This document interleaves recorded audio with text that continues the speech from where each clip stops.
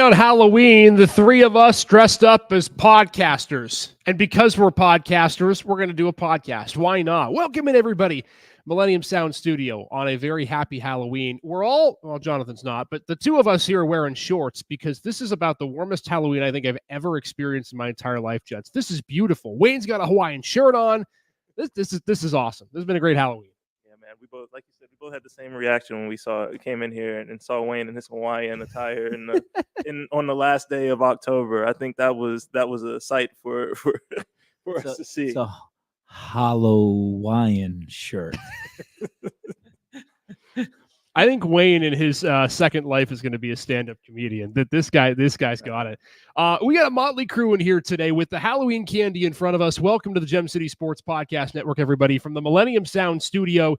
It is our Thursday night episode, and a special episode, of course, because tonight we are picking our District 10 football championship brackets, who we think is going to win each classification, breaking down some of the biggest games, and, of course, giving some of the upsets that maybe we think are going to happen throughout the District 10 playoffs, which begin, of course, tomorrow and Saturday. A lot of great games happening throughout the weekend. Isaac Petcash, Jonathan Williams, Wayne Bradford, two football experts to my right, on your screen left.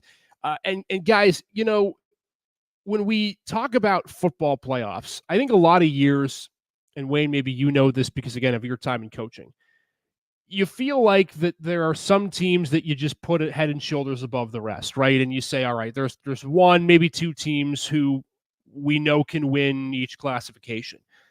But I think this year you can make an argument that maybe other than one, maybe two of the six classes, it's anybody's ball game this season. Yeah, right? I agree with you. I think there's a lot of parity. You have a lot of rematches, and you have a lot of teams that have played very well down the stretch, and some of the better teams that have struggled. So it's going to be an interesting opening round here in the next couple of days. Jonathan, I mean, we look at these brackets and we can break them down as much as we did. We did on Sunday, by the way. We had some surprises. There were some that I think matchups that we thought maybe District 10 made them just for the sake of the matchup, not necessarily because of the talent with the team or the record. But I think, too, this year, the first round matchups to me are so intriguing because of what you're going to get, especially in the lower classifications, of what could come down the pike. I think it's a very interesting bracket. Yeah, like Wayne said, it seems to be a lot of parity in these brackets this year where, like, your traditional 6 or 7 seeds aren't really 6 or 7 seeds. They're teams that are good enough to be your 2, your 3, your 4 seeds. So there's no gimmies in this first round. Like, your first round matchup, you have to be ready. You have to be locked in. You have to be ready to go because you're not getting a cupcake as most teams might be used to in the first round, or even some of these teams that are used to having buys where you have to play a game this week. And it might not be it might not be state championship caliber, it might not be district championship caliber, but you have some pretty tough opponents coming up that you have to be ready for.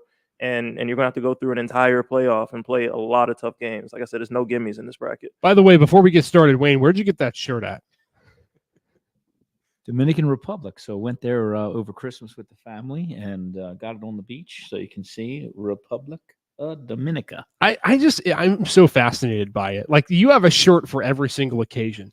Like, you see Wayne on the sidelines and he's got all these different shirts that he wears, and whether they're cutoffs or, you know, whatever with ball caps and whatnot. You've got it down. Your wardrobe, I think, since the kids have moved out of the house, has had to have expanded by like tenfold. Well, since I, am no longer a college football coach and have a real life outside of work, it's been my duty to accompany my lovely wife on as many outdoor concerts across the region. So we spend way too much money on concert T-shirts, but it's kind of been really fun with the kids. So I listen to the SiriusXM app on my phone, and I play all of the heavy metal and hard rock.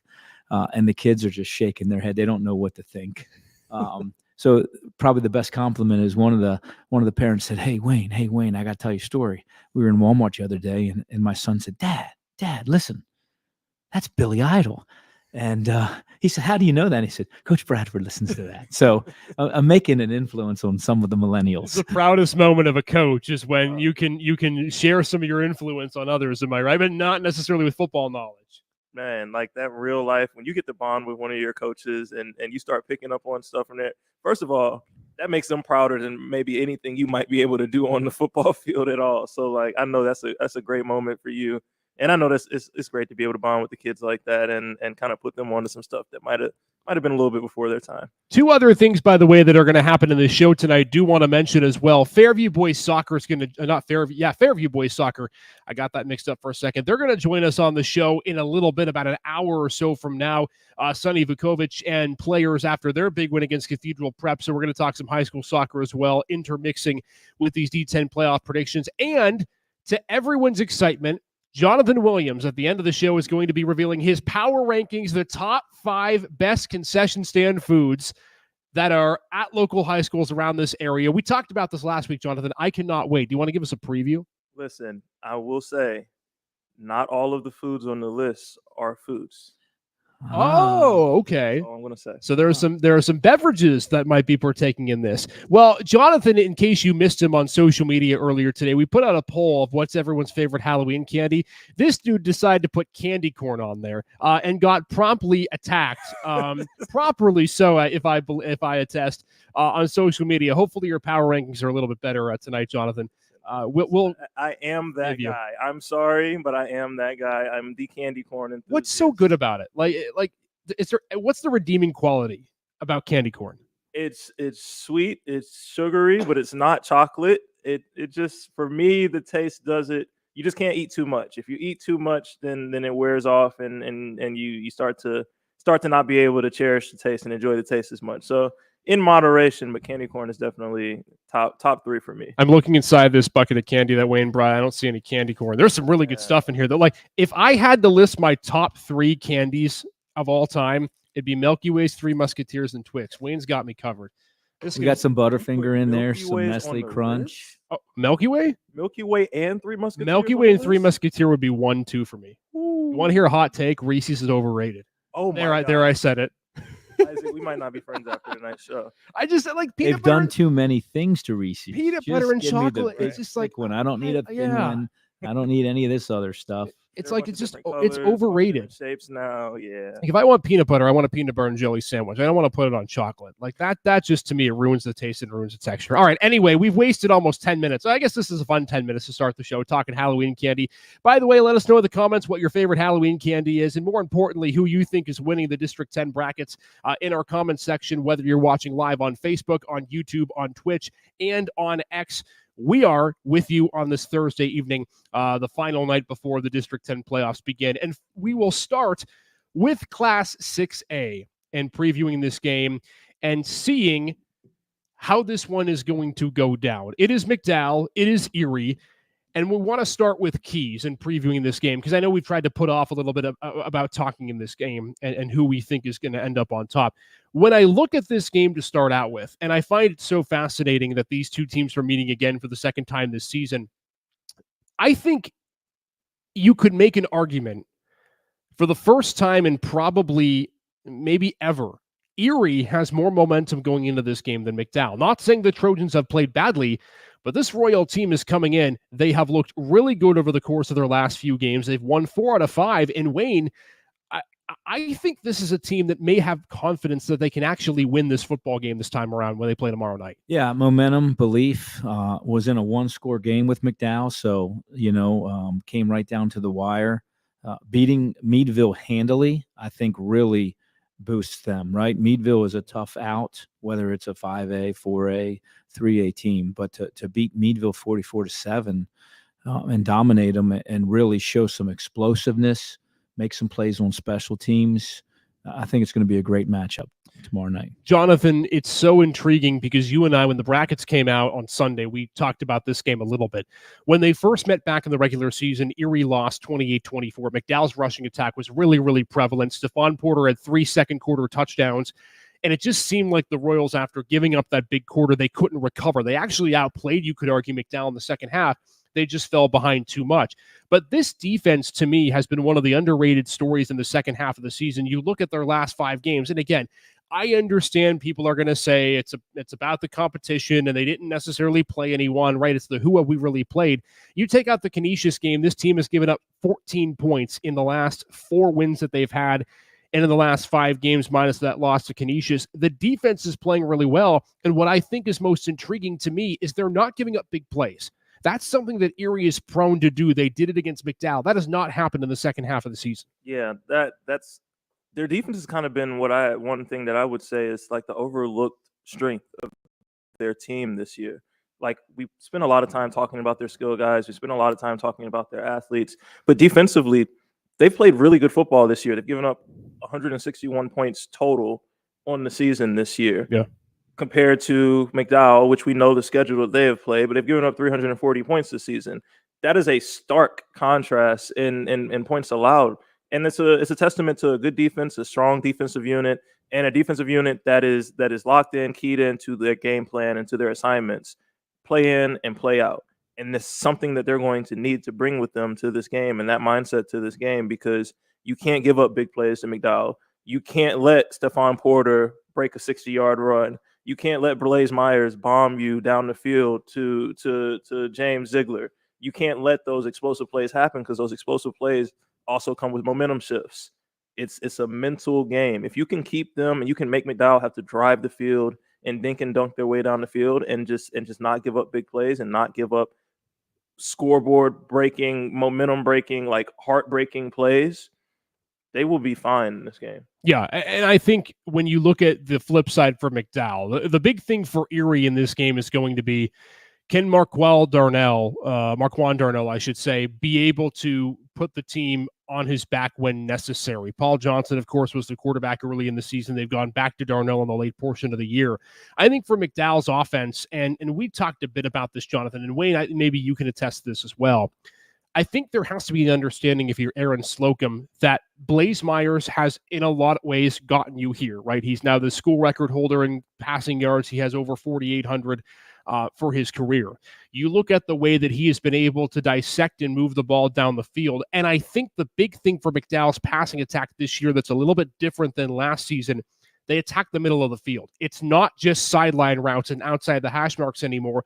They use guys like James Ziegler, even Stephon Porter in the lateral passing game, to attack the middle of the field and maybe those linebackers that Erie will have. I think McDowell's offense is a lot more diverse this year, Wayne, with the passing attack that Blaise presents than maybe just running downhill like previous years behind the offensive line with Stephon Porter. Yeah, they've kind of gone away from the RPO to more of a traditional spread, if you can think in that term. And like you said, hey, they've thrown the dig route, they've thrown the post route, hit some big balls against prep. So they've been more aggressive, right? Yep. And I think, that goes back to the running game. If you're going to play 9-man box quarters, then you can, hard play action and get a post over the top and hit a big play. So, they've been able to get big plays in the passing game and run game. So that's got to be the concern from Erie, right? You can't stop Porter, 2 or 3 plays and then give up, a deep ball. So that's going to be an interesting mindset. Coach Henderson, Coach Gates over on defense. How are you going to defend the run without committing too many people in the box and letting them throw it over your head? I agree. And by the way, we're taking a look at our poll right now. We put a poll out on X. Make sure to vote on it for who you think is winning each championship. McDowell's got about a 2-1 lead right now in edge. We put this post out a little while ago, so hopefully we get some more votes, but make sure to vote on who you think is winning the game.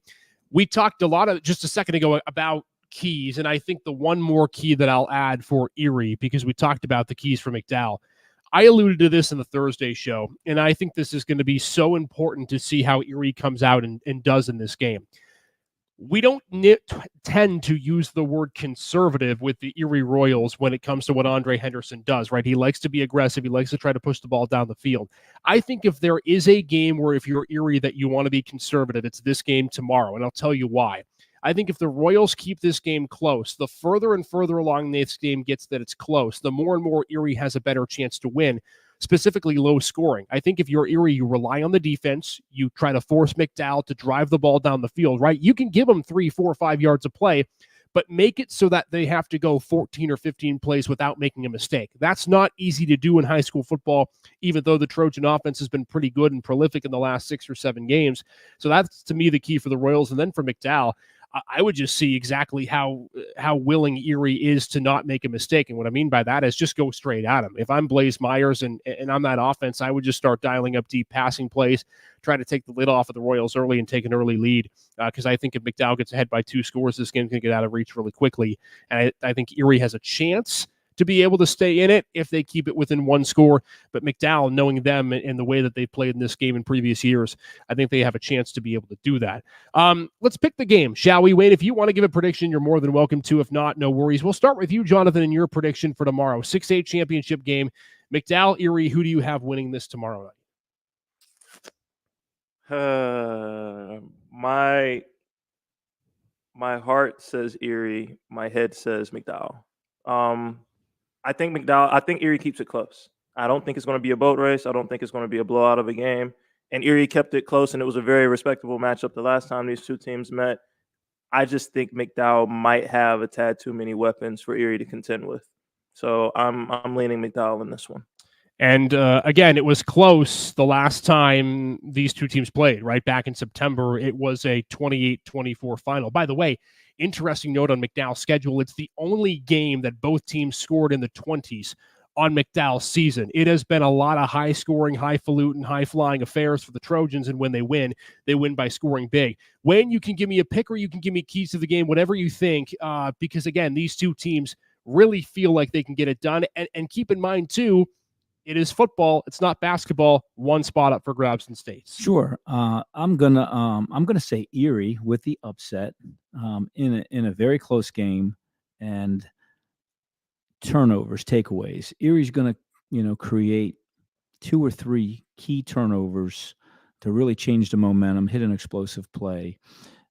So I'm gonna go with Erie High, Coach Henderson, Coach Gates. I think there's enough excitement. They're playing down here in Edinburgh at McLean, so there's no pressure. They're kind of away from the city. Yeah. I think the environment helps them. I don't disagree with the environment part of it. I think, again, playing across the street here from the Millennium Sound Studios, if you're Erie, you go in and there's not really any pressure on you, right? And I think Andre Henderson, the more and more that he coaches this team, the more and more understanding I become of what the identity he wants them to be, right? It's not necessarily a team that has to be flashy. They have plenty of guys that can do that, but I don't know if Andre Henderson really wants that to be his team. Yeah, he wants to be able to score the football, but I think it's a more possession-oriented, run the ball if you can, dominated offense in which the defense makes big plays. I also think that this is huge. If Erie's going to want to win the game, they have to make a special teams momentous play, whether that is Tajay Thomas on a punt return touchdown, whether that's forcing a fumble on a kickoff return or something like that, an onside kick, whatever it may be. Erie's going to have to make a huge play on the defensive and special teams end of the ball. I'm going to go close as well. I don't think either of us think it's going to be a blowout, any of us on the panel, and Wayne's laughing at me because he knows that I'll get raked over the coals no matter who I predict here. I'm going to go McDowell close. I do think Erie's going to have the lead in the second half. This, to me, is a game where Aaron Slocum proves that his team can come from behind and win. I think when McDowell's been at their best, they front run a little bit. They did have a comeback win of sorts against Austintown Fitch back on October 11th when Blaze set that school passing record. But I think for McDowell, it's when games get away from them, they get away from them quick, and they haven't necessarily shown a great ability to come back in games. I think this one's going to be the one. Erie, to me, is up late in the third quarter, early in the fourth. McDowell makes just enough plays. I don't know if this game is going to be very high scoring at all. I think this is one game that McDowell wins that's lower scoring. I think both teams stay in the 20s. It would not shock me if Erie wins this football game, but I just think at the end of the day, Jonathan, to your point, the weapons are big. I also think, too, for Erie, until they show me they can play a full game without making a big mistake, I don't know if I can trust them as much as I do McDowell in big moments, so I'll take the Trojans close, but I think it's going to be an awesome game tomorrow, 7 o'clock over at General McLean. Make sure to check that one out. It's probably the biggest game of the weekend in District 10. The other game that's big, that's up in Erie at Haggerty Family Events Center, is Cathedral Prep. And I know we don't have a District 10 game for them, but they do play a sub-regional game tomorrow, which is not likely in 5A. It doesn't happen all the time. If the last 2 years, Mike Cray's team, Wayne, has had essentially 2 to 3 bye weeks. They get Du Bois coming up tomorrow, a team that has a really good quarterback and a squad that can score the ball on offense. Just your thoughts on the matchup for Prep. Yeah, very intriguing. Playing prep 2 weeks ago, it was a great contest. Really felt that our kids played well. But prep did some interesting things. Prep played big boy football on offense, got into 2 tight ends, and just out physicals this in the second half. We made them do something different, and Mitch did a great job. A lot of tackle over, some interesting formations. So, what is prep's identity, tomorrow night? And on the DuBois side, wow, I watched some film this afternoon. Troy Wingard, their quarterback, man, is he good. Yeah. So he's 6 foot 205. He slings it all over the place. They throw it for 267 a game. They run it for 140 a game. They're 7-3. Everybody's going to say there's no competition out there. But, looking at their schedule, if I'm prep, I'm like, how do we get this draw in the sub-regional? So this could be a very competitive game. And, if DuBois can spread the field and throw the ball, and General McLean, we had some success doing that, then I think it's going to be interesting. This DuBois team, Jonathan, they're 7-3. I mean, they're no slouch. And again, to Wayne's point, you could argue, okay, no competition out there in their district, and not super far. It's just about a 2-hour drive from Erie. But when you look at the prep side, the concern that I have is injuries. Charbella Toof, Davin Friedman, a couple of other offensive weapons all go down in that win against Farrell last week. And it looked like a different team than what beat General McLean 2 weeks ago and what ended up being a shootout, where I think prep ran the ball. They found their stride inside the tackle box, and they really went. They forced you to have to come up and play aggressive on the line of scrimmage because they were just running the ball up and down the field. And we finally saw that rushing attack break out where Davin Friedman didn't have to throw the ball over the field. What worries me is if those guys can't go and you have to go to KJ Williams at quarterback, which was the case in week number 10, you essentially become a run-only football team. And I wonder if the Ramblers can replicate what they did specifically against GM coming up tomorrow night. It's interesting. Like we talked about before, it's hard to be a very good offensive football team when you are one-dimensional.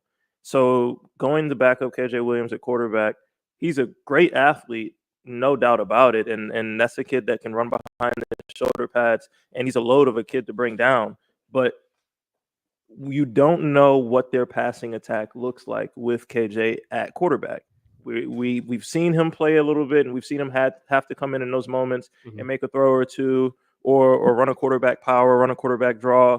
But it's been a lot of quarterback run when he's been in the game, and it's going to be hard. It's going to be hard to generate consistent offense when a team knows that you are kind of handicapped at that position, and you are more run dominant and more run oriented, and they can just put 7 or 8 guys in the box and basically dare you to throw the football. It makes it a lot more difficult to scheme up things, and it makes it a lot more difficult to call plays offensively when you have 8 guys sitting in the box waiting for whatever you're about to do. And by the way, DuBois can score points. They average over 38 per game. And whether you want to talk about the competition or not, for Prep's defense, there have been times where they've had lapses. Now, keep in mind, I think Mike Cray, as the season goes on, he gets stronger. But for the Rambler defense, Wayne, my key, at least for Prep in this game tomorrow, is you have to get pressure on the quarterback, right? This guy, as you mentioned, is too good for you to leave receivers in single coverage. I think the front 4 for me for Prep, or the front 3, or whatever formation they use on the specific defensive plays, they have to get home tomorrow night. Yeah, Mike Bass is out of a 3-3 front, so how can he bring a 4th, a 5th, a 6th, and be sound and create mismatches up front? And what has DuBois seen, and can the quarterback understand, okay, this overhang's coming, this middle guy's coming, where's my hot, those particular things. So, that certainly is going to be, the matchup, because DuBois is going to want to throw it.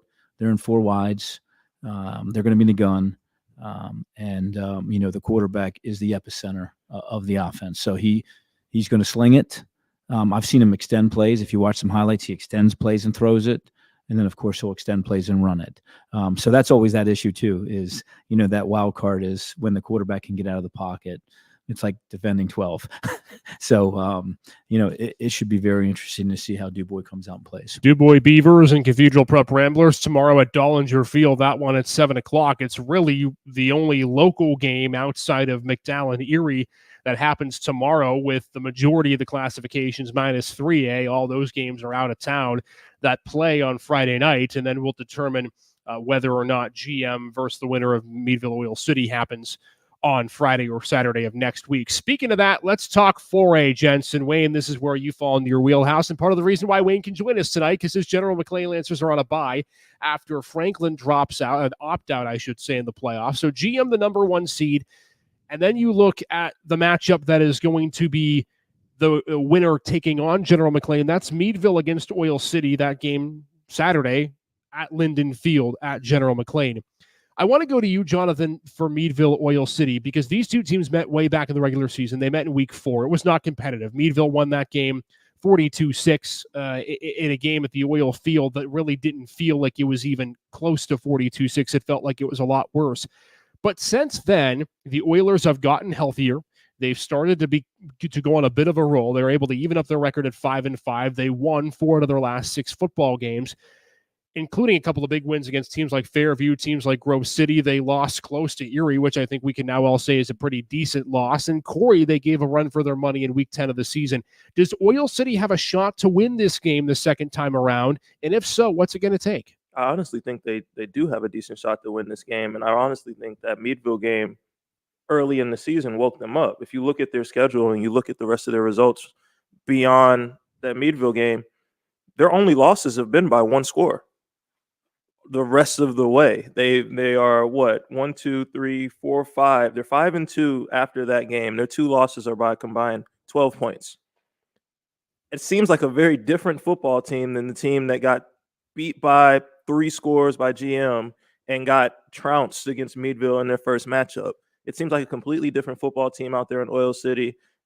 To your point, they've gotten healthier. They've gotten some guys back, and it just seems like they've been able to put it together more down the stretch. And they gave a really good Corey team a run for their money at the end of the season.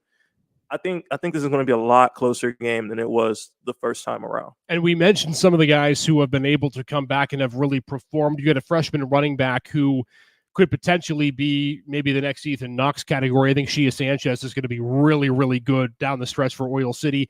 He was not a big factor early in the year, and I believe he had some injury help. Now he comes back, and he's been a big part of the Oil City offense. And then, too, something that we have not seen from this Oiler attack normally with Dan York has been the passing game. Devon Griffin averaging almost 100 receiving yards a game. You've got Cole Finley back there at quarterback. Wayne, all of a sudden, this team now is multidimensional, and that might help their chances on Saturday night. Absolutely. Balance is great, right? So go ahead and put 9 in the box, and we'll throw bubble to Griffin. Man, he's dynamic. We played him and didn't want to kick the ball to him, didn't want to punt the ball to him. Wanted to make sure we played over the top. He's a good player. And the other receiver is not bad either. I don't have his name written down. I thought I did. Talking Gavin Stevens? Yeah, Gavin. So he's a big, tall drink of water. So, you got a big, tall X, and then you have Griffin in the slot, who you can throw bubble to, put in motion, run jet sweep, do some different things. And then, to your point, we're out there in pregame playing Oil City, and I'm looking over and I see, I think Sanchez is 17 or 19. And I'm like, dude, it's the best looking guy out there. And then I look on the roster and it's like 9th grade. I'm like, hey, Marshall, does that guy play defense? Because he doesn't play offense. And, then the next week he's the tailback. So, they've found something, like you said. And remember, this is a team that their entire identity the last 3 years is about one guy, so, you got to come out and you've got to kind of break out of that mold. What's the mindset is, oh no, Ethan's not here. What do we do? Well, obviously Finley's got some great, attributes. He can run the triple. He can throw the ball. He can sprint out. So again, we go back to a talented quarterback who can run and throw, and that dimension, isn't fun on defense to defend. There's our poll, by the way, of who we think is winning 4A. We're going to get to the championship game in just a second. For the Meadville side, I'll be the devil's advocate for the Bulldogs, because anytime you count a Ray Collins team out, they just seem to be able to bounce their way back, and they're still not a bad team by any stretch of the imagination. I know 5-5 doesn't seem all that great, but then you look at the games that they've won, including the Oil City victory. The Fort LaBeouf win to begin the year is one of their better wins. Domination to Franklin, played GM tough in that Thursday night game where I don't think either team really gave away exactly what they wanted to do. and then 2 splitting wins to end the season with Warren and Erie High. I think the key for Meadville is not going to be Jordan Lawrence, who's their number 1 back. I think Amari Grenaway is going to have to be huge in the passing game because the Bulldogs have, at times, thrown the football with success with Jacoby Thompson and the like. They're in the backfield at quarterback. So I think the Bulldogs are going to have to throw the football a little bit. They did a little bit against you guys and running some spread.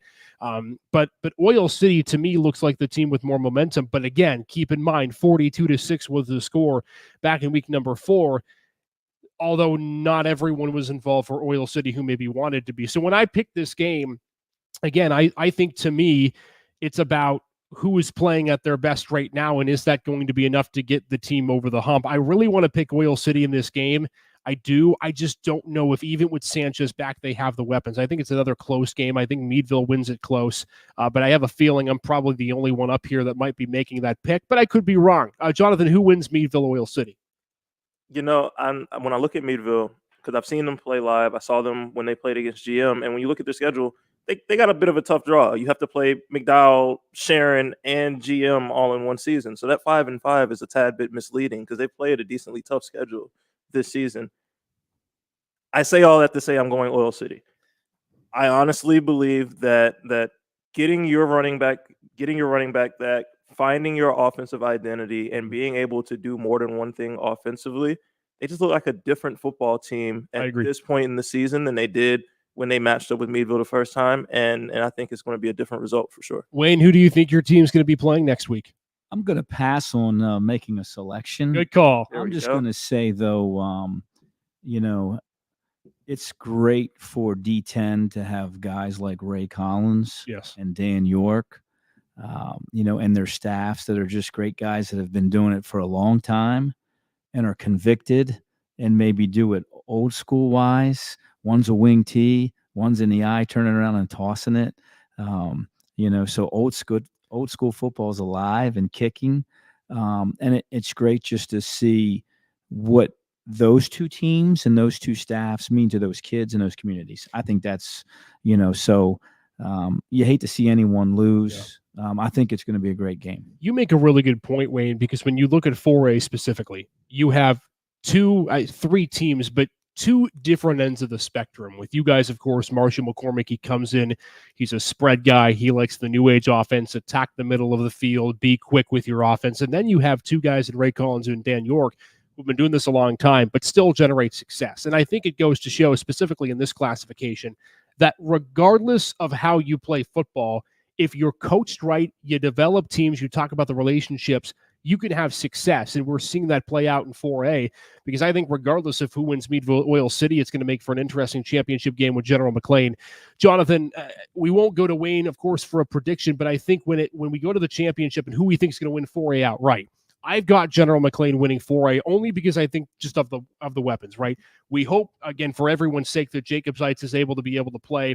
We know that he's been dealing with that injury that he sustained against Cathedral Prep. Luckily for the Lancers, they get a week off to be able to prepare and get guys healthy, and I think there are other guys, too, who need to get healthy as well. But I think what they learned in the prep game, and Wayne may nod his head at this, is that in a loss, you're able to find out a lot about, what you need to do to clean things up. And I think certainly there are a lot of things that GM does really well, but maybe they can fine tune some things. That's why I think for the Lancers, regardless of who they play, they're the team to beat in 4A. I've got them winning 4A against either Meadville or Oil City. And I just think at the end of the day, the way they play offense is not necessarily attainable to stop for either of the 2 teams they may face. Yeah, I'm right there with you as far as 4A. I'm going with GM as well. And the way that they play offense is just suffocating. Every time they get a big play, they're right back on the ball. Ball is snapped in less than 10 seconds. They don't give you time to breathe. They don't give you time to think. They don't give you time to reset. They're just go, go, go, go, go. That's hard to defend. That's hard to keep up with. It put pressure on Prep, even in a loss. It put pressure on Cathedral Prep. There were plenty of drives where there was a big play. They're right on the ball. Okay, quick screen. 20 more yards or they're in the end zone the very next play. So that type of offense just puts a lot of pressure on opposing defenses, and I don't think either Oil City or Meadville really has the juice to keep up with that. Meadville Oil City Saturday at General McLean at 7 o'clock. That will be for the right to face the Lancers for the D10 championship game. We don't know if that's next Friday or Saturday. If Edinboro University bids the game, we would imagine it's at Edinboro. Otherwise, they'll determine a location from there. But that's 4A. Jonathan and I both have GM winning it. Wayne's going to be coaching in the D10 championship game next week for Marshall McCormick and the Lancers. And now to the big one, Class 3A. Oh, boy, what a Donnybrook we have in this as we take a look at the bracket. Where do we start, gents? I mean, you could really go anywhere with this, right? 8 teams District 10 took. Now we're down to 7. Slippery Rock gets in as the 7 seed. They forfeit to Hickory. So the Hornets, much to the joke of our argument that we thought D10 should take 7 and give Sharon the bye. Sharon gets the head-to-head win against Hickory. And now they're the ones having to play against Conneaut, the number 8 seed, coming up on Friday night. I'm about to go on my soapbox because this annoyed me very much. I think it annoyed a lot of us in the podcasting community at our station here. Man, because when this originally came out, I was a little bit more reserved about it, but I was surprised to see Slippery Rock at 7 to begin with. 3-7 team, and I just didn't see what the committee was looking at on their resume versus Conneaut to put them at 7, put Conneaut at 8. I've been doing research on it. I saw that Slippery Rock administration came out and said that there were district rules in place that kept them from withdrawing early. So that's why they didn't withdraw before the brackets were released. But then they assessed everything, looked at their roster, injuries, want to get guys healthy, want to take care of the kids. I get it. That's why they dropped out. So I'm not even mad at them for dropping out. I'm mad at the committee because why put them at 7 with their record, knowing the type of season that they've had? They probably weren't even expecting to get in, to be completely honest. Well, they wouldn't have been in. And if not for Harbor Creek and Grove City opting out, they wouldn't have been in. So they shouldn't have been in. So you throw them in there. If you're going to throw them a bone and throw them in the playoffs, throw them in as an 8 seed. That way, if they drop out, you give your 1 seed, Sharon, who has the head-to-head win over Hickory, the bye week if they drop out. Now you got your 1 seed that beat Hickory in the season, having to play a first-round game, and then you got Hickory as a 2 seed with a bye week. It doesn't make a lot of sense to me.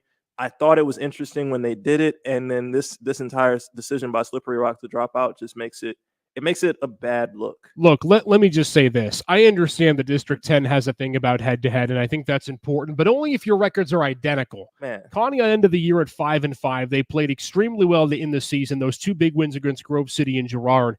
Slippery Rock, this entire season, they struggled to win games in general. They won 3 in total. It was just an overall struggle for the Rockets. And now, I think if you're the District 10 committee, let me just say this. There are plenty of people in the committee who are pretty well in the know with teams and coaches and school personnel. The fact that it wasn't known or wasn't taken into account that Slippery Rock likely wasn't going to play the game that they were in, I don't know. I don't know if I buy it. Again, I understand I'm not part of the committee, but I don't know if I buy it. And now if you're Sharon, look, my argument was for Hickory is that you'd want to play a game, right? No matter what, you'd want to play a game. For the argument for District 10 to take 6 or 7 teams, that you want to have a first-round game and not have to have a bye unless you're really hurt, in which case then you try to rest up. But now if you're Sharon, you have to be looking at this and being frustrated. And I mean, give credit to Josh Blood's team for getting to the playoffs, but I would be scared from the Eagles because, my goodness, Sharon's going to come out with vengeance. But it just changes to me, Wayne, the complexity of 3A, because now you have a team with Hickory on a bye that's going to end up playing a Courier Fort LaBeouf team who will feel really good about themselves going into the semifinals, no matter who wins that game. Yeah, very interesting, the way it all played out. So I was really shocked when I first saw, that Harbor Creek opted out. Because they've played good football down the stretch. We've talked about the way that they've played down the stretch in the tough schedule. So I was really shocked when Harbor Creek. I had an inkling maybe Grove City would drop out. Yeah. But Harbor Creek shocked me.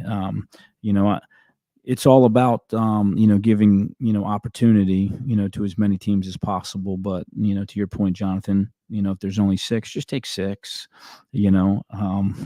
Avoid all this. The people that want to play, let's play. And so yeah, I think Corey Fort LaBeouf will get to is going to be a great game, and either one of those teams, winning is going to feel really good about going into that game. Let's preview, by the way, the two games. I think there's an understanding, and again, first of all, credit to Josh Blood's team for getting in the Conneaut Eagles, and a great season for them. I do think we all agree Sharon's going to win that game, so we'll focus on the two games with Corey in Fort LaBeouf and Titusville and Fairview. We'll start with the 3-6 matchup with Corey and Fort LaBeouf.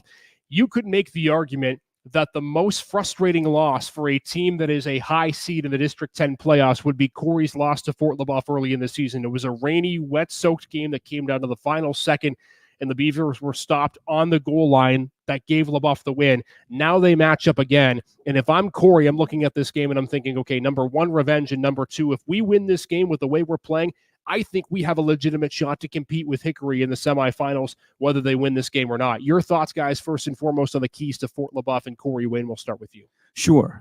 Number one, what's the weather going to be like? It should be. It should be okay so based on what we've had the last few weeks. So I kind of looked out there. Keys to the game is, Corey has to play from ahead because of the passing attack, and allow them to be balanced. Fort LaBeouf has to play from ahead, because of the run game and the defense.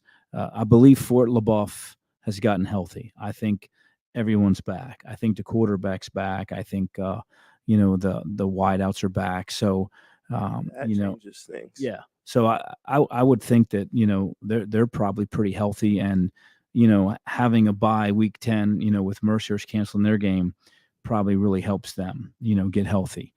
So are those guys healthy enough to play? So I think that certainly plays into it. I think it's going to be a great football game. Again, two opposing styles, but both teams are physical. So it's going to be a very competitive game. And again, I think for Corey, the big thing that I think they've been able to figure out is how to use their passing attack in multiple ways. We knew Nick Lesher could run the football early in the season, and that was big. But now, speaking of keys, was he ejected from their last game? Who are you talking, Lesher? That I don't know. Okay. That I do not know. And I believe that he was ejected in the Old City game. So I don't know if he was ejected in the first half, or second half. So I don't know if he's playing at all or playing a half. But again, I'll have to check that out. But I believe I had heard that he might have been ejected. Yeah, and again, our apologies. I did not hear that. I was not aware of that. But if that's the case, then Corey's going to have to rely on Nolan Carey. I think nonetheless, when you look at this game, let's talk about the Fort LaBeouf side of things. You want to keep the game messy, am I right? And Jonathan, I think when you look specifically at a Bison team that's also hurt sitting right now, I think the big key is going to be making sure, if you're Fort LaBeouf, that you just try to drive the football and keep it as long as you can. Time of possession for me for the Bison will be huge. Yeah, sustained drives. If they have their quarterback back, that will be absolutely huge, because it gives them another dimension to their offense. They're able to throw the ball just a little bit, and they're able to keep a defense honest, so they can't just load the box up and prepare to stop the run. If they can do that, mix in the pass, bring more of a balanced attack than they were able to do later on in the season without their quarterback, it'll help them sustain drives. And sustain drives is the key, in my opinion, for them. Keep that high-powered Corey offense on the sideline for as long as you possibly can. Slow the game down, muddy the game up, and sustain drives, and just hold on to the football for as long as you possibly can. Try to end every drive with points. That's your recipe for success if you're Fort LaBeouf, because honestly, fully healthy, 100% healthy, quarterback back and all, I do not think Fort LaBeouf wants a shootout with this Corey offense if Lesher is playing. Who wins this game? Corey, Fort LaBeouf. William, we'll start with you. Huge game.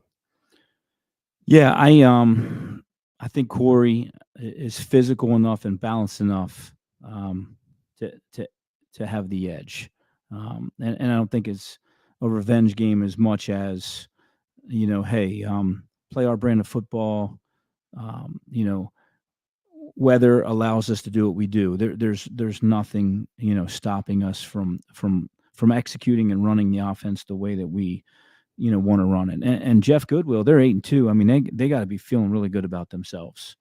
Again, goes back to Jeff Goodwell and what they're doing at Corey with their staff, and then Justin Blows and Fort LaBeouf, and being able to compete against them and see again what those two teams and those two staffs mean to those communities.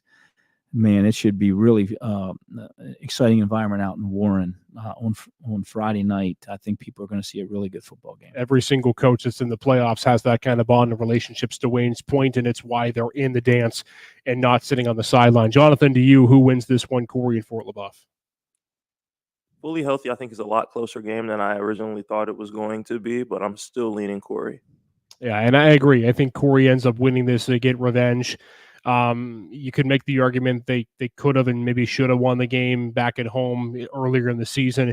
I just think for Fort LaBeouf, they're just too banged up. And I think Justin Blows' team was incredible to start the year. But what you're seeing from this Bison team is they're now one-dimensional. They struggle to throw the football. Not that they were ever a really big throwing team, but when you know that you essentially have to throw it to hope, I think that's a big thing, and I think Corey wins this game. Let's pick Titusville Fairview, guys, the Week 10 game that didn't happen because they figured they'd play each other. Wayne, your keys and who you think may have the edge in Titusville Fairview. Wow. What a game. Yeah. My keys are, the intangibles, Mark Sobolewski and his experience. Incredible coach. Being there multiple times, multiple classifications, and understanding the moment. So I think that, that's a huge edge, and he's got those kids, focused, and he has their attention.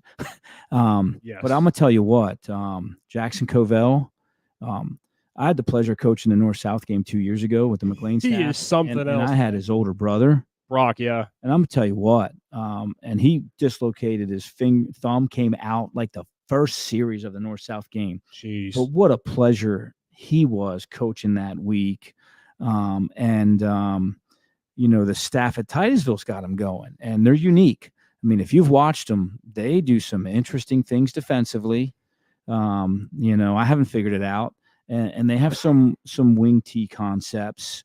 So you got Mark, who can run triple, quarterback power, multifaceted offense. So I'm going to say the edge is the staff experience, Mark being there multiple times, and this kind of being the first time for Titusville in a while. Yeah, and you can't teach experience with what Mark Sobolewski's had with Fairview. I'll let Jonathan make the pick last. I really want to be. You've made a compelling argument, Wayne, especially for the experience factor. And I think the way Fairview plays defense, we talk a lot about the Erie defense. Fairview's defense this season has been incredible. I mean, they have been one of the most underrated units, you could argue, in all of District 10, with the way that in region play specifically, if you exclude the Corey game, that they had been able to just run over opponents defensively. You talk specifically about the Fort LaBeouf game and what they were able to do. I'm having a hard time making a pick. I don't want to pick against either of these teams, and I think it's going to be the closest game of the weekend. I think when it boils down to it, I don't necessarily think Fairview wins specifically because of the experience factor, but because they have shut down running games so well. And though Jackson Koval is probably going to be the best running back that they have faced all season long with respect to some of the guys they faced earlier in the season, to me, it's a strength versus strength sort of a game. And what Titusville does well, Fairview is also stout on in defense. And I think at the end of the day, the Tigers are going to be able to control Koval at the line of scrimmage enough. Even if he goes over 100 yards or so in a touchdown, I think that's okay for Fairview. I think the Tigers get it done very, very close.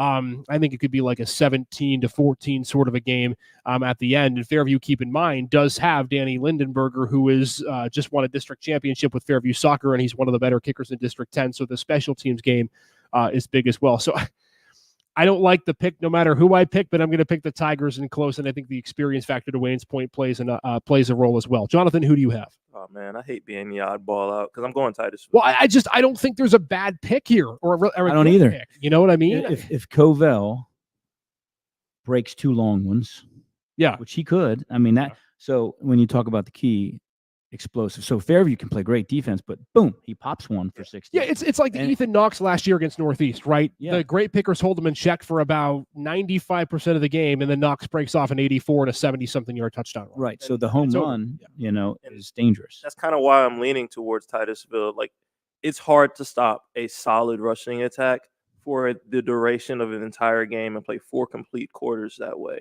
All it takes is 1 or 2 big plays, and the entire game can flip. The entire game can change. Titusville has shown that they have been able to generate those 1 or 2 big plays even in their closest matchups. Then when you look at common opponents, okay, you've got Grove City. Titusville beat them 36-7. You've got Corey. Titusville lost by 6 to Corey week 1. Where if you look at the Fairview side, the matchups weren't the same. They've got a 13-6 loss to Grove City. They've got a 40-7 loss to Corey. If I have any sort of measuring stick, and I know common opponents isn't always the greatest way to determine a matchup like this, but if you have any sort of measuring stick and you want to compare the 2 teams with a similar record or the same record and a strong defense versus a strong offense, I gotta lean towards Titusville's running attack being just a tad bit stronger than Fairview's run defense. Tell you what, this game is going to be down to the wire, that's for sure. And if you want a game to watch that's not the 6A championship this Friday night, this is the game, Titusville and Corey. Before we get to Fairview soccer, let's pick who we think is going to win 3A, gents, because it's a crowded field. There are just so many teams. Do you want to make a pick here, Wayne, or do you have thoughts just on what 3A could shape out to be? Yeah, just it's going to come down to Sharon and Hickory. Yeah, and those 2 teams are there, and the guy who wins in the regular season in that game typically loses in the playoffs.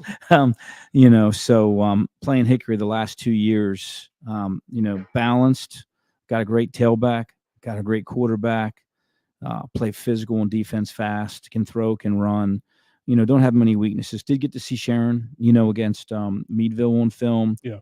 Big and physical, so, strength versus strength. Really depends who really gets a good night's sleep the night before, has a good meal, and is ready to go. Jonathan, who do you have winning 3A? I'm gonna go a different route. Well, I'm not gonna quite go a different route, but I'm gonna get there a little different way. Okay. I've got Corey for the upset over Hickory in round 2. Ooh. So I got a Sharon Corey matchup for the championship. Now I'm still leaning Sharon in that matchup, and I'm still leaning Sharon as my 3A champion. But yeah, something is just telling me Hickory getting awarded this bye week by no fault of their own. Hickory getting awarded this bye week. Now they sit around for an extra week. And yeah, they get more time to game plan and everything else, and you have the potential for Corey to get a little beat up in this game. But like you said, Corey coming off a Fort LaBeouf win is a juiced up football team. They think they can play with anybody in the world after they avenge that loss because they don't think they should have lost to them in the regular season. They're thinking they should have been a 2 seed, honestly. Right. They get that win and they beat one of the only teams that beat them this season. I really think that gives them the confidence to kind of push them over the edge, and they throw everything they have at Hickory, and I think they get it done. So I've got Sharon and Hickory in the championship. I've got Sharon coming out on top, Sharon and Corey in the championship, and I got Sharon coming out on top, but I expect to see Corey in that game. So when we did our District 10 Player of the Year reveals last week, I know, Wayne, you weren't here for that, but we went across the table and we picked who we would name our District 10 regular season football MVPs. We picked a lot of great players, right? Jacob Zeitz was part of it. You had a couple of defensive guys. We talked about, Vinny Feliciano from Mercyhurst Prep. You know who's one guy we didn't mention that's probably not happy with us in Mercer County? Ike Friday. This running back is an absolute stud for the Sharon Tiger team. He can do it all. He can catch the ball. He can run the ball outside the numbers. He can run it right down your throats. And he, at times, is single-handedly able to take over a game. I think Sharon's going to win District 10. I think they're going to beat Hickory twice. They lost to them last year in the District 10 championship game. There's a foul taste in their mouth there. But man, he is just so hard to stop. He is like Jackson Koval at times on steroids. He is so good about being able to break tackles with his strength. Lower body strength is unlike something I've ever seen in the couple of games that I've watched him play. I've got Sharon winning 3A. Let's just go over 2A really quickly, guys, and who we think is going to win the 2A bracket, because there's 4 teams. Mercyhurst Prep in Sharpsville, and then Farrell takes on Seneca. Who do you guys have winning the 2A bracket? Then we'll save 1A for the end of the podcast after Fairview. I'm going to go out on a limb and say that Seneca pulls off a big upset. Okay, wow. So Farrell's battle-tested, played a brutal schedule. But I'm going to go out on a limb and, say Seneca, kind of makes a breakthrough here. Yep. And the other game is Mercier's Prep Sharpsville. Yeah. And then Mercier's Prep wins, and we get a true wouldn't that be fun? Erie County, Erie City matchup for the final. Wouldn't that be fun? Could you imagine a Seneca Mercier Prep? Certainly they would after that great game, maybe a top 5 game all season when they play in the regular season. I'm going to make my prediction for 2A, and I'm going to put it this way. I think if Mercyhurst Prep beats Sharpsville in round 1, they're going to win D-10. I think because of the style of game that Sharpsville plays with their great defense and their ability to just pound the heck out of you, I think they're a better matchup against Mercyhurst Prep than Farrell, and I think Mercyhurst Prep can run the field with Farrell. And I think Mercyhurst Prep, if they win this first round game, they're going to win 2A, and I think Mercyhurst Prep is going to win 2A. I know Farrell, again, is the powerhouse. You talk about battle-tested, Wayne, but they have shown signs where they go on spurts where they can't really score the football. And that, to me, is the big concern. Mercyhurst Prep with Vinny Feliciano, until someone stops him, I don't know who's going to. I'm going to take the Lakers, the 2 seed, to win Class 2A. I think Jeff Root's gotten this team on the right track. They're one of the better comeback stories, if you will, to start the year after what you would call, by their standards, a disastrous start to the year, right? They start the year with 2 straight losses, one to Sharon, one to Oil City, and then since then, they've lost 1 game since to Corey, and that baby was close as well. I'll take Mercyhurst Prep to win 2A, and I don't feel apologetic about it, even though Farrell has been the cream of the crop in 2A. Jonathan, who do you have for the 2A? I really like this Farrell-Seneca matchup, and I am almost with you, Wayne. I am so close to leaning over that edge and saying Seneca for the upset. I just checked Farrell's schedule and saw that they played the 2 top teams in 3A and lost by a combined 11 points. I'm going with Farrell to win 2A. I think they get by Seneca really close. I do think it's going to be a matchup with Mercyhurst Prep. That's going to be a banger of a football game, in my opinion. Yeah. I'm just leaning Farrell to edge them out. All right, we will get to 1A when we take a quick break here, but when we come back, we're going to talk to Fairview Boys Soccer quickly and talk about their District 10 championship that they just won yesterday. That's coming up next. We'll join you in just a second when we get things set up more on the Gem City Sports Podcast.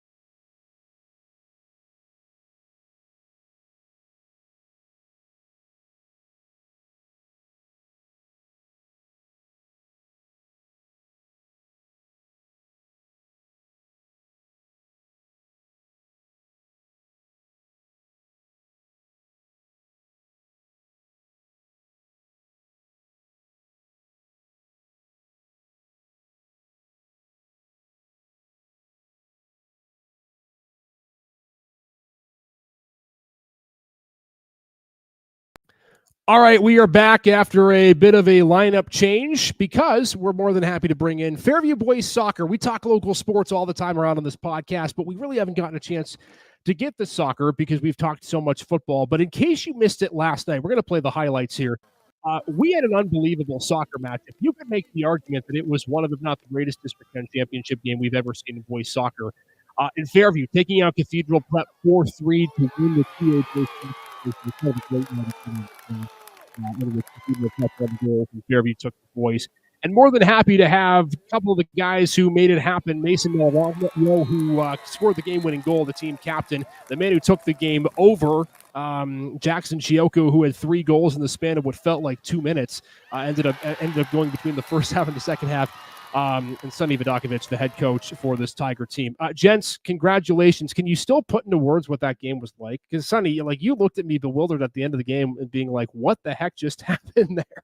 It was emotional roller coaster. Obviously going down 2 goals, quite unlucky, and clawing back at the half to go down to 2, to go even at 2-2, and then I felt actually took over the game, but they equalized again, and it was just, I talked about it yesterday. So many ebbs and flows that, as a coach, there's a lot of screaming, a lot of yelling instructions, a lot of screaming at the referees. So by the time the game was over, I was exhausted.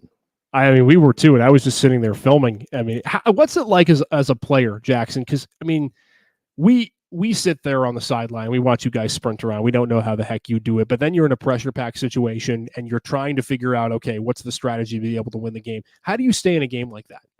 Just like mentally focused, because it just doesn't seem like it's easy in a pressure pack situation like that.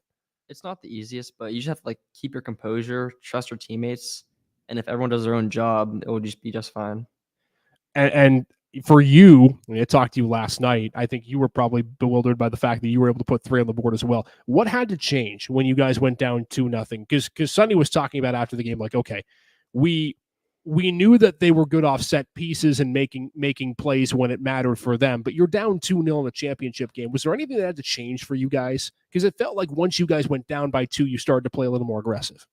We just couldn't put our heads down, and our mentality was just to go at it and keep composure. And after those 2 goals, our defense was great, midfield was great, and our attacking was great, and everything was just working perfectly. Yeah, and it ends with Mason's goal at the end of it. You wear the C on your armband. And it was funny because when I was filming you, and I'm going to put the video back on, because when you scored that goal, I don't even know if you thought it was going in. Did you think it was going in when you hit it? Because I mean, it was in midair, right? You take your left foot and you almost, it looked like you punched it to the net with your foot. Did you think it was going in? I knew it had a chance. I was worried about it hitting the bar or something. It dipped right at the very end, so ended up being perfect.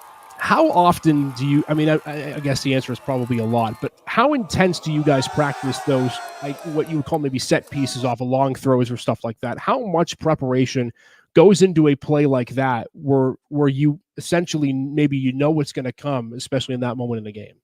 Yeah, we know every time Logan Skelly's going to throw it long, we're looking from a flick from Danny or Jake Bamberger. Everyone else is just told to crash in the box. And like Sonny said in practice before, try to die to get anything you can on the ball to put it on net. I want to ask you what worked for the offense in that second half, specifically when you controlled the play all season long. You guys have been able to put up goals. There's no question about that. But there seems to be times in games where you just take over, right? And you have possession a bunch, but you're also making big passes that allow you to control the ball for the majority of the game. What helped your offense last night, and what's allowed you guys to be that way all season long? I think once we slow down and we play our game and we trust everyone to play their own roles, we keep possession the majority of the game. So by the second half, the other team's tired of chasing. So that can slow us down and it opens things up to play our game and then go to goal. Sonny, what point in the year every year you've been around the game long enough, you know your team coming in, obviously, but like at what point in the year did you sit there and you said, all right, I feel like we have a team that can get to X spot, maybe being the state semis, the state final, like what allowed your team, if you will, to blossom at what point in the year? And was there a game or a moment that you felt like you kind of took off? I believe it or not, I think it was after the Northeast loss. Okay. When we lost the game and pretty much controlled the whole game. Our passing was excellent. Our finishing wasn't. You talk about knowing your team. Mason was outside midfielder to start. And I guess it's my fault for having him there for a lot longer than I thought. Once we switched him in this position, I mean, he just started dominating in the middle. Mm-hmm. So the team is never done. I think we are at the point right now where most of the players are in their positions that they prefer. We have 3 or 4 guys that we can move around, and they can exploit different weaknesses of the other teams. But state final, state semifinal, a lot has to happen to get there. Sure. Whether you're talking about some bad luck or good luck, players being on, not just taking you take a half off during a state playoff game, you're going to be out. We have talent. We talk about our offense, right? But our defense is incredible. I think we played 20 games. We got only 14 goals scored on against us. So that is, you see the highlights, you see the stats, but the defensively, I think our back four with Mason obviously is incredible, and I think with that we have a chance to win every game. But a lot needs to happen for us to keep going. I talked to you, Sonny, after the game about, and to all you guys too, you're well aware of the competition you have to play in District 10. And we said before the season, whether it was me and you or other coaches, that this might be the toughest field in your classification that we've seen ever, with Prep moving down, Northeast playing the way they did, Harbor Creek hot on your heels, and then all the other teams as well that we don't mention but are also extremely talented. What about the competition in District 10 allows the bar to be raised year in and year out? Because this year it just felt like we had something different in that region and in that class. I think it goes back to their club playing days as well. A lot of these kids from Fairview, Northeast, Prep, play club soccer and at the high level. You had two teams at Erie FC that actually made the national finals in Colorado, and that's huge. That's that experience that you can't replicate. And then we've been in AA for quite a while and quite successful, but it's never been easy. And then you have Prep coming down from AAA as a state champion to Right. AA. Right. It's just added that extra team that just made it very tough for everybody.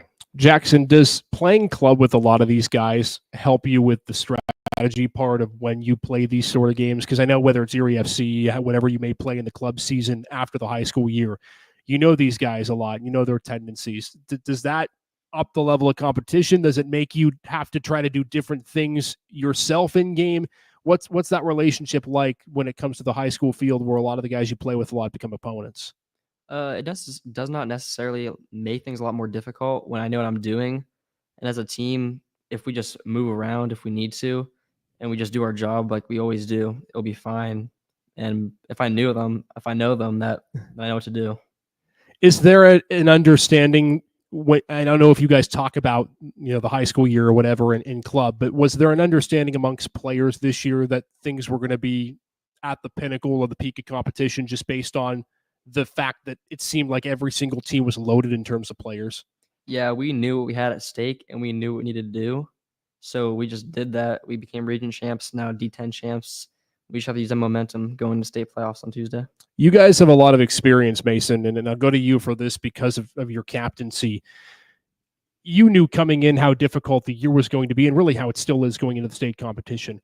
What about the experience factor has helped you? And I know this might seem like a simple question, but I'm sure that the games and the mileage you guys have been able to put on in these last few years, I'm sure has helped you through. How does that experience allow you to get to this point, just in your mind? Yeah, just the experience, the little things of playing in big games. We saw yesterday our freshman goalie, Quinn, outstanding goalie, but the pressure of playing a D10 final for the first time, he just needed to wake up in the first half, and obviously he came through strong in the second, kept us in the game. So that was great for him, but it's just small things like that, gaining experience going into those big games, so we're confident in the future. Sonny, I got one more for you. I asked you afterwards, as we're showing the highlights now, I'm like, do you think we'll see this game again? Meaning Fairview and Cathedral Prep, you guys could meet based on the fact that you're both in the 2A bracket. What do you think? What do you think it's going to take for you guys to be able to get to that ultimate goal, whether it's the second round, state semis, state finals? What about the level of competition now forces you to make sure that your game is on point? What's going to be the key for Fairview moving forward? I think for us, for Fairview, I think we got to be locked in. I am hungry.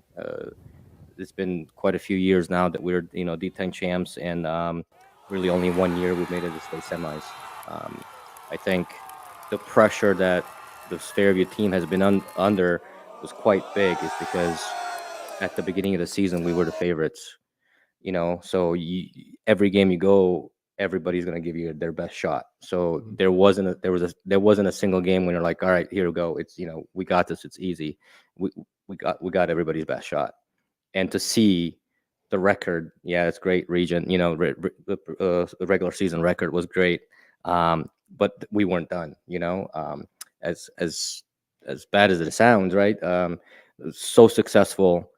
If we did not win yesterday, it would have been kind of, maybe a little bit of a disappointment. But the ultimate goal is just to keep playing. For us, is we talked about it. Every single game now is a state final, not a state playoff game. It's a state final. So don't come off the field crying, because if you do, that means you didn't do the best you could. So we're willing to take the loss, but as a coach, and I know that as a players, we're gonna do everything we can. And if that's lost, then that's what it is. I know it means a lot to you guys to see Erie soccer flourishing as it is. And Jonathan and I talked about this because Jonathan's a soccer guy on last episode, that you could really argue that in Erie County, soccer is the sport with the most talent around. What has it meant to you, Sonny, as a coach, and I'm sure you guys as players have felt this as well, to see this game take off in the way it has last few years, even literally last decade, if you will? My dad was a professional soccer player in Europe, and I've played, I actually went to prep and played, and collegiate as well. But to see the growth and the number of the kids actually playing, and it's changed. It's not just playing; it's high level competition that they go to and then play, and parents putting all the time and money and travel. That directly translates to high school. So to see the growth and the results. You talk about prep. Last year, Jenner McLean as well. Having a run. This year, it's a healthy rivalry.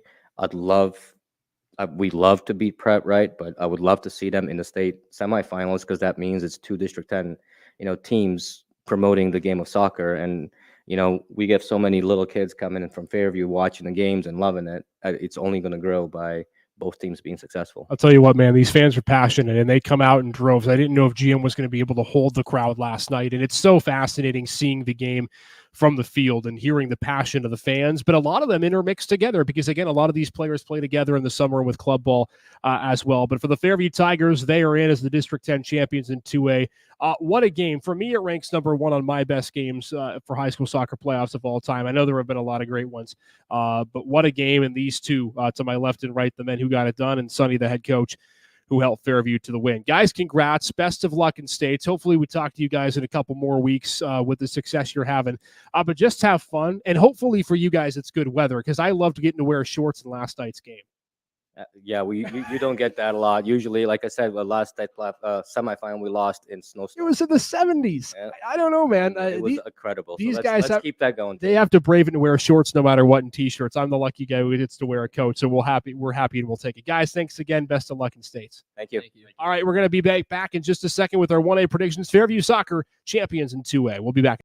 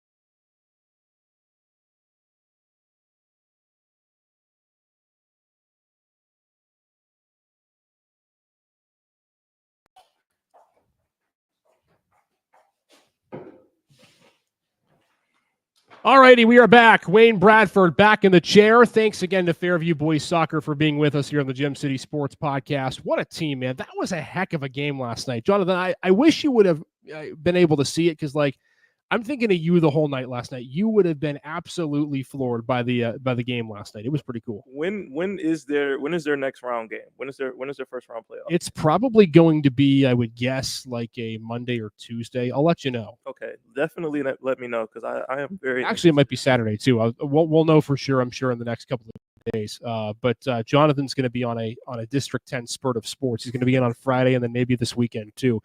Back we go to the grind. Wayne, Jonathan joining us again. We're going to quickly go through 1A, and then, of course, what you all wanted to hear, Jonathan's power rankings of the concession stand food items. Let's do a quick preview. We'll get to our champs who we think are going to win in a second, but the game that we're really focusing on in 3A is the one that's a Mercer County rivalry, Cambridge Springs and Sagertown. Huge game coming up between the 3 and the 6 seed coming up this Saturday in a game that Cambridge Springs won back in week 4, 36-3. But another team that I think has had a really good season in Crawford County that has not necessarily had success in the past. How about the Sagertown Panthers, 6-4 to end the year, Wayne? They look good down the stretch. Yeah, Sagertown's staff has done a great job, and it's been a while since they've been competitive. So it's great to see. And these two neighbors, playing is, again, great for the community.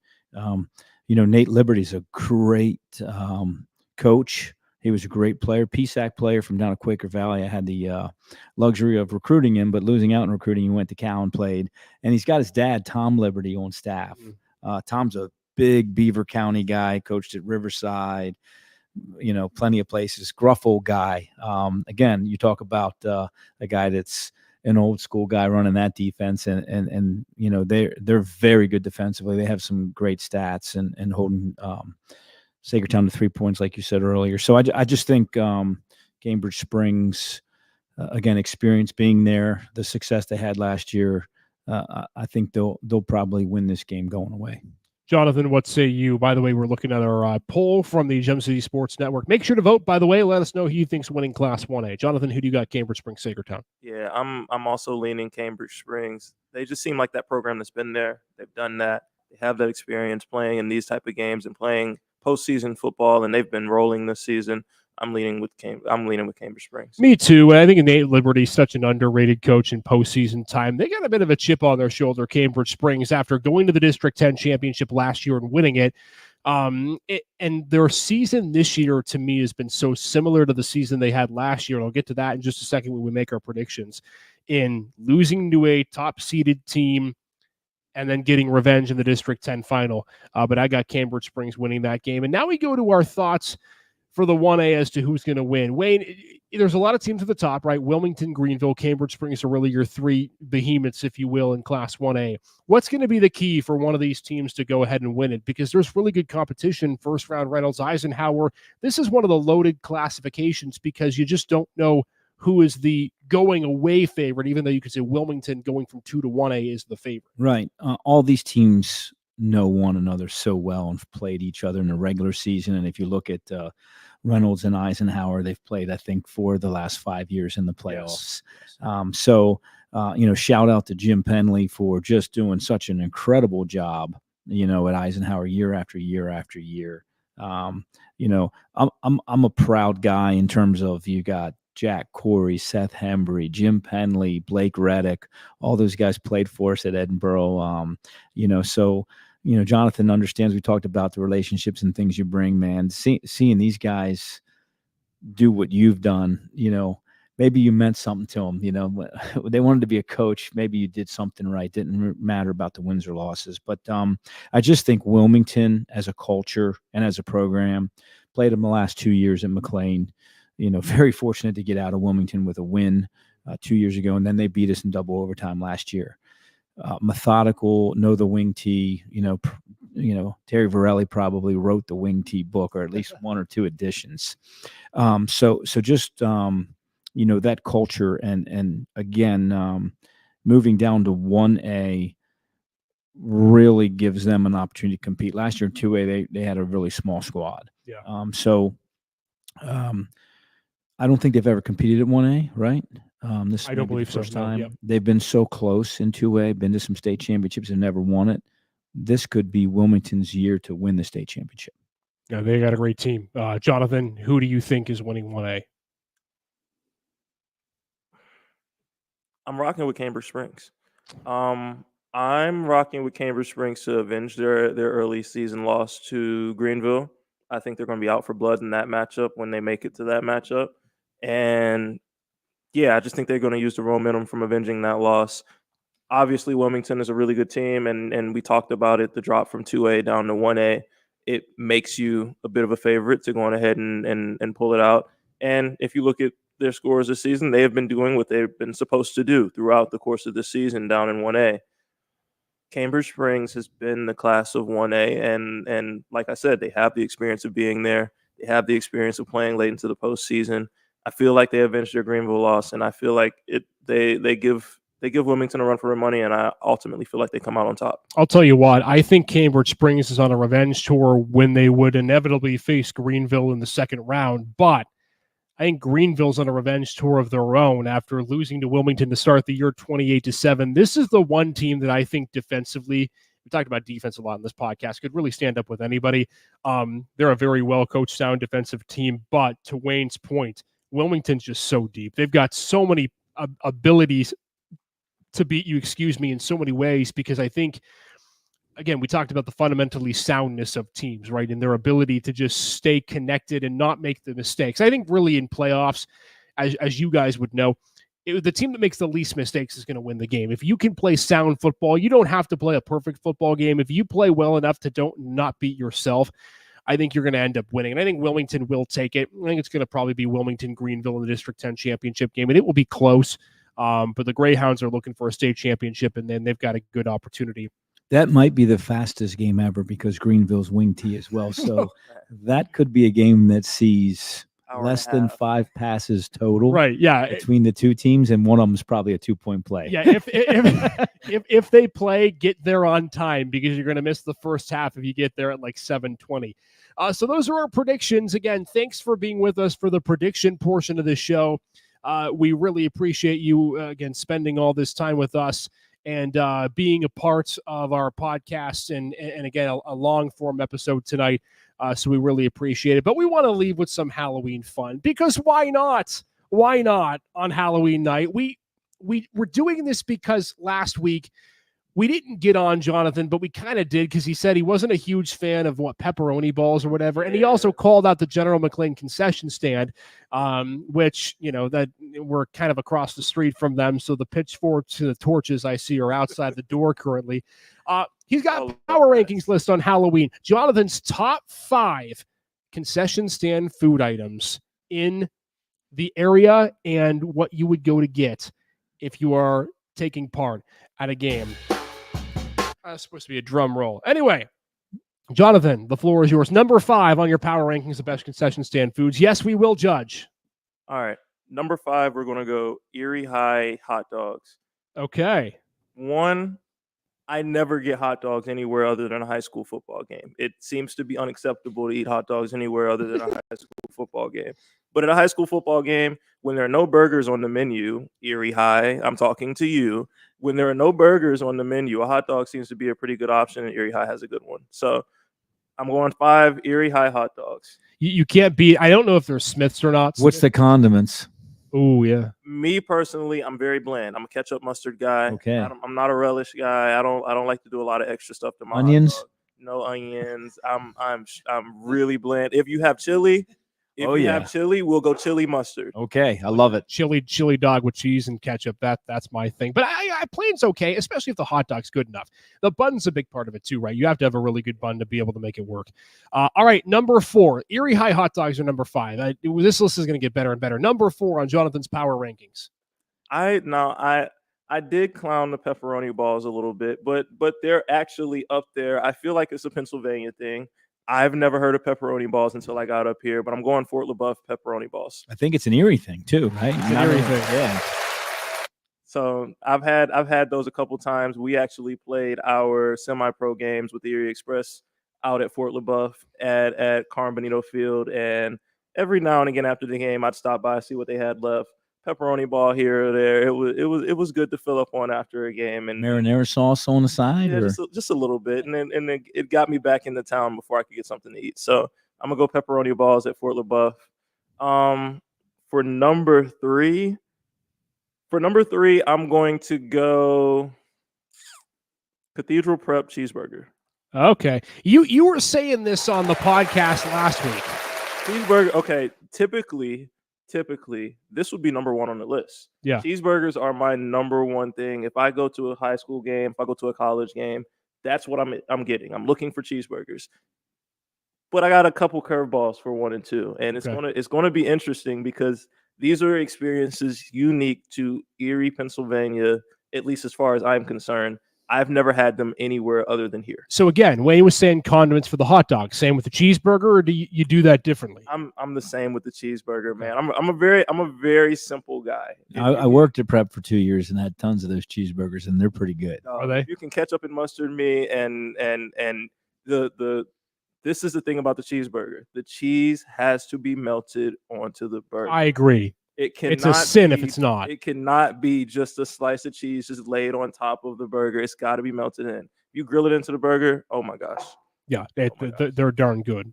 By the way, I was getting on peanut butter and chocolate for combinations. You know what's great is a burger and mac and cheese. A mac and cheese burger is so darn good. I'll die on that hill. With you. I'll die on that hill. Low key with you right there. Throw some pulled pork on it. Heck yeah, you've got yourself. I know what I might be getting at the Penn State game if they've got it on Saturday. Anyway, I digress. All right, number 2. You've got a couple of good ones for number 2 and number 1, Jonathan. All right, so my last 2 are both weirdly drinks. Oh, okay. Pennsylvania's cold. I am not used to this weather at all. Been up here for 2.5 years. I'm still not used to it. I come to games and I still freeze my hands off. I'm buying hand warmers at the concession stand, everything like that. Being able to go to a football game and get hot cocoa is something that is completely unheard of to me. So that goes to every area team around here. Your hot cocoa is great. I get it everywhere I go because I wouldn't make it through a game otherwise. Marshmallows. I'm not a marshmallow guy at the football games. At home, maybe. Okay. But not at the game. I got to give it a hot chocolate. I agree. Like I go to Bills games and they have great hot chocolate. And I get like 6 or 7 cups of those things. I'm so hyped up on sugar by the end of that thing. I'm zooming out the darn stadium. Hot chocolate is good, man. We haven't needed it though. It's been 70 outside for the last few weeks. All right, drum roll, please. It is Jonathan's number 1 on the list of concession stand food/drink power rankings. Sir, who takes the cake? This is different. I've never had this at a football game until like 2 weeks ago. Cathedral Prep French vanilla cappuccinos. Whoa! I don't know what it is, but oh my gosh. I had like 2 of those things at the Prep GM game. Burned my tongue every time I took a sip of it. I didn't care. It was absolutely amazing. I've never seen a hot cappuccino at a football game. I don't know if it's a private school thing. I don't know if it's just a prep thing. Maybe it is, but oh my gosh, whatever you guys are doing to those French vanilla cappuccinos, keep doing it and I'll keep buying them. Man, I did not think you were going that direction on the power rankings list. I thought he was going to say the slush puppy. Do they sell them spiked or not? I don't know. I mean, we have to investigate that. By the way, if we're talking colleges, an honorable mention is the Edinburgh University chocolate chip cookie and M&M cookie. Okay, no. Oh, those things are so good. Time out, because I've got beef with Edinburgh. Why are your cheeseburgers $6.50 for one cheeseburger? That is absolutely ridiculous. It is a Division II college football game. Because they're $16 million in deficit and trying to make it up any way they can. I was going to say, we need Masters concession stand food prices, not college or NFL football game. That was a good list. And hey, credit for putting food and drink on there. I think that's important. Diversify the list a little bit. I think that's a big thing and a good thing to end on. Comment below your top 5 or number 1 concession stand food items. We'd love to be able to hear from you because, again, that's a big part of it as well, right? And once again, we can be bribed, folks. If you want an appearance on this list, send it in. The table in the front lies bare. It is all up to there is candy on the table. Well, we're ending the show in a minute. Trust me, we're gonna partake. We're gonna dive in. We're gonna let you all go. Thanks for being a part of us here on the Gem City Sports Podcast Network. This has been great. Wonderful episode. These have been our predictions for the high school football playoffs. One thing we do want to say, best of luck to every team. Every team that made it in is deserving of making it in, and we hope that they have best success. Whoever they're playing, whatever the matchup may be, we hope for the health of all the players and that the games are close, the games are exciting, and that the winners be able to make a big run in the state playoffs as well, because we'd love District 10 to represent. Good luck to all teams starting tomorrow. Enjoy the postseason. Jonathan and I will be back tomorrow night right here in studio for a live episode as soon as the McDowell-Erie game ends. We have week 1 of high school football playoff reactions. And, of course, we'll talk a little bit more candy as well, because I imagine some of that will be left here. Adios, everybody, for Wayne, Jonathan, and I. More coming up tomorrow. Thanks for being with us on this great episode. Take care. Happy Halloween.